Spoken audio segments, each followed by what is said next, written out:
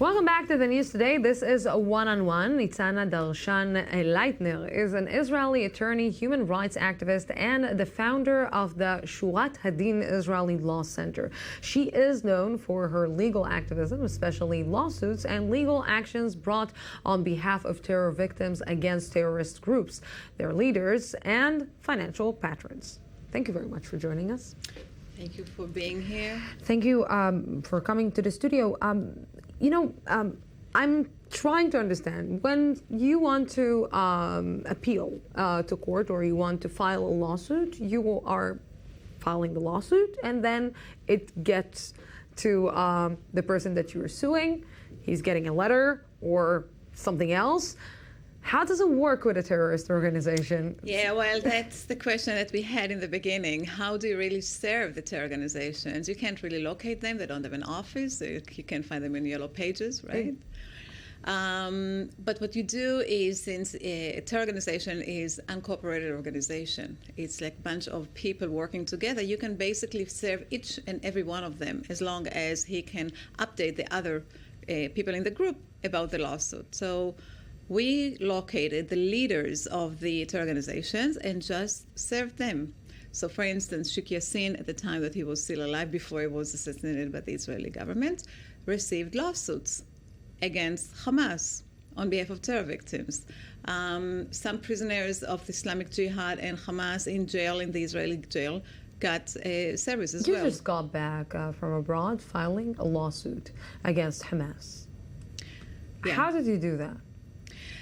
That's, thank God the laws in the United States, even in Israel, allow the terror victims to use the local legislation to file lawsuits on their behalf against their organizations, against state-sponsored terrorism.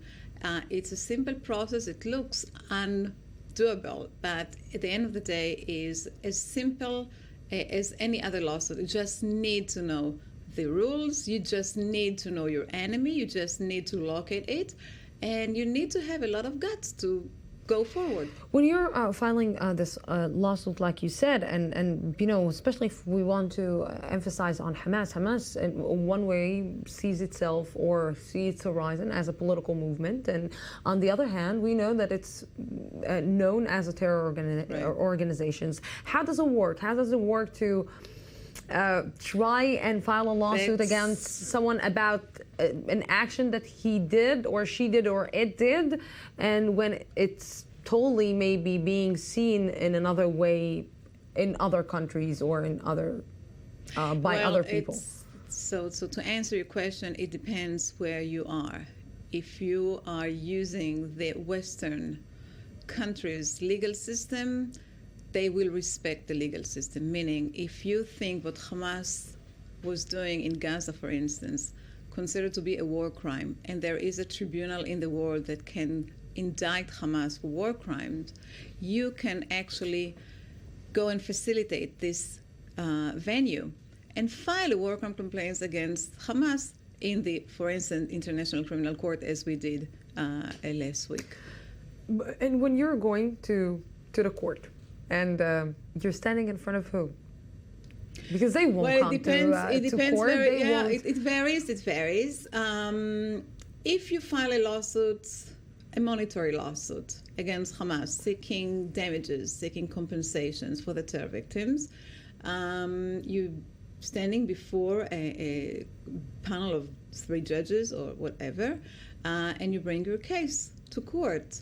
Hamas usually does not show up. Does not send lawyers. You get a default judgment against them for hundreds of millions of dollars, and then you enforce the judgment against the assets that they have. I can assure you that once you put your hands on assets that belong to Hamas, they will show up. They will find a way to hire lawyers like every other country does when you hit its pockets. When you go to the ICC, the International Criminal Court, once again, you're standing before a panel of judges, and there it's up to them how they want to facilitate the case, how they want to take it on. And just to emphasize, you're right about the point that Hamas is, on one hand, living in the terror world, the unlegitimized word. And the other hand, he's using our systems, our banks, he's using the society, he's using our civilians, he's democracy living means and in a civil legitimate world means. world. Exactly. So you can catch them in the legitimate world. You can catch them in the banking system. You can catch their wires of money. You can catch their assets. You can catch them where they are working like any other corporations to pay for their doing in the unlegitimate. So you said to pay for their doing. At the end of the day, do they pay? They pay. They pay. They pay. They don't come and pay you money, but they have assets, they have bank accounts, they have real estate, they have charities that raise funds for them, accumulate bank accounts and assets for them, and you put liens on these assets. You seize the assets that are held by a third party. So, let's take it to the other side. What seems as a crime to one may seem as a crime to another. And Israel may find itself also, it will be backfired towards Israel, because we heard about, let's say, the comments and people are saying in the Palestinian Authority and in the Palestinian government that Israel committed war crimes in the Gaza Strip. It goes vice versa. It goes like you are filing a lawsuit. Yeah, obviously we don't agree with the allegations against Israel for committing war crimes. We know that Israel did not commit war crimes. If, huge defense, we have to come and protect Israel and defend it. However, our lawsuit against Hamas will not backfire us because it concentrates only on war crimes that Hamas committed against its own people.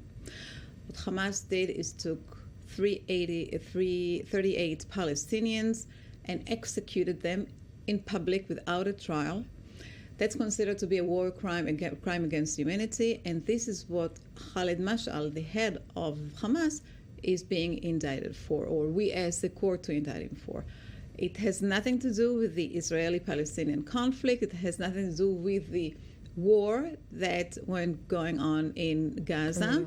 Although the crime itself committed at the time of Protective Edge operation. Hamas did it to the 38 Palestinians as a revenge. It was right after Israeli troops killed some leaders of the Hamas, and they trusted the 38 people to be collaborators, to be agents. They wanted to make to say something. And they executed them. So, you said that it won't backfire to Israel, but if you would represent, for example, Israel in a war crime, and the other side will come and say, okay, come on, Operation Protective Edge took the lives of 400 children. How do you start protecting them?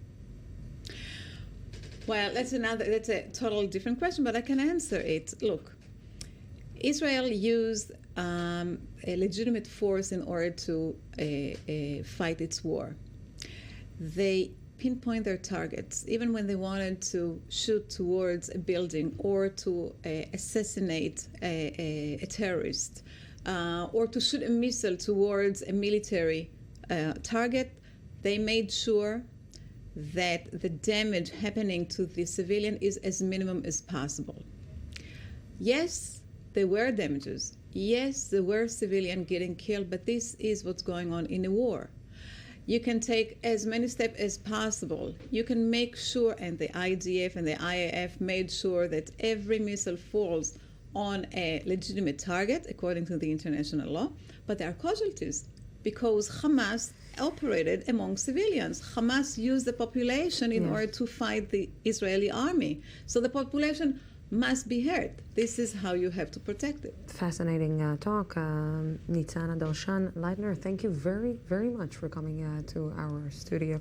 Thank you for inviting me. Thank you. Thank you very much. And thank you, our viewers, for being with us tonight. Tomorrow we will be here at the same time, same place from the Jaffa Port, Israel. Have peace. Have a great day.